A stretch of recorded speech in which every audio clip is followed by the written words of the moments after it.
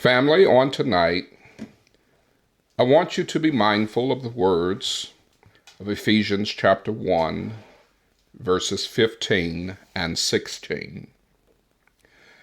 As you perhaps search for those scriptures or make note of them, I'd like to give you just a cursory view of history in the last 100 years. Sometimes we need a perspective to help us to recognize that what we're dealing with is certainly nothing new under the sun, and to also understand that perseverance has gotten us through and can get us through. In 1914, World War I started. In 1939, World War II started. In 1941, Pearl Harbor was bombed, and the United States entered the war. In 1950, the Korean War began. In 1955, the Vietnam War began. In 1963, Medgar Evers was assassinated. That same year also saw the assassination of John F. Kennedy. Not to mention the civil rights era. 1965 saw the assassination of Malcolm X.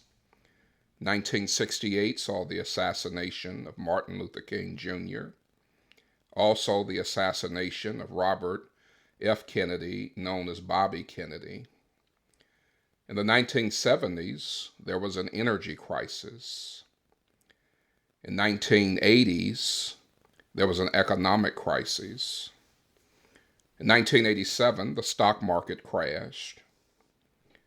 In the 1980s into the 1990s, there was an AIDS pandemic. In the 90s, we also saw the dot-com bubble burst and the economic loss that many who had invested in dot-com sustained. In 1990, Desert Storm began. In 2001, there was a terrorist attack on this nation.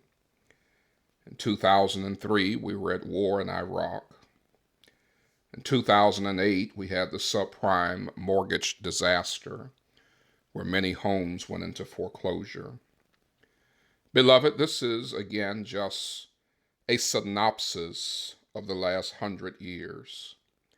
I share this with you in hopes that those who are feeling anxiety in these times will recognize that this is not the first time that God had to see his people through a crisis, and to recognize the importance of having faith, the importance of having a proper perspective, and learning to trust God. It is in Ephesians 1, verse 15, we read these words, "Wherefore I also, after I heard of your faith in the Lord Jesus, and love unto all the saints," verse 16, "cease not to give thanks for you, making mention of you in my prayers." When Paul is addressing the church at Ephesus, he is at that time in prison, and he finds himself encouraged by their faith. This is not a faith that simply acknowledges God. This is a faith that submits to God, obeys God, and trusts God. I want you to recognize, as we talk about a submissive, obedient, and trusting faith, that this is not the first time that God has seen problems. I have not mentioned to you nowhere near the many things just in the last 100 years. Not to mention everything is not mentioned because we don't have the time. But just that cursory look lets us know this is not the first time. And guess what? This won't be the last time that we have problems. We need a faith that saves us, but we also have to have a faith that sustains us. And then we need to be able to share our faith with others. Too many are satisfied with a faith that gets them in the church, but then there is no growth in their faith and they're not sustained, and they fall apart when crises happen. As we have mentioned, the generations before us, and even in relative recent history, have seen life-changing events and monumental tragedies. We have seen economic crises, we have seen plagues, we have seen death before. Yet God has sustained us, and we need to recognize that God still sits high and he looks low. God is in charge. Therefore, not only should we have a faith that saves us, how about having some faith that you'll be sustained? And then perhaps you can have a faith that you can share with others.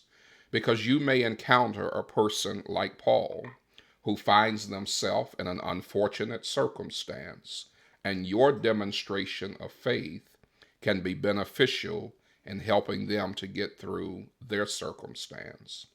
It may not be a person of the stature of Paul. It may be your spouse, your children, your grandchildren, your co-workers, your next door neighbor. Someone looking at your faith may come to see the value in serving a true and living God, because you have a faith that causes others to give thanks and to recognize the awesomeness of God because of the demonstration of his grace and power in your life. Beloved, be encouraged. This is not the first time God has seen problems. It's not the last time. Have the perspective to submit to God, to obey him, and to trust him, and he'll see you through. This has been another installment of A Few Minutes with the Minister. Be blessed by faith.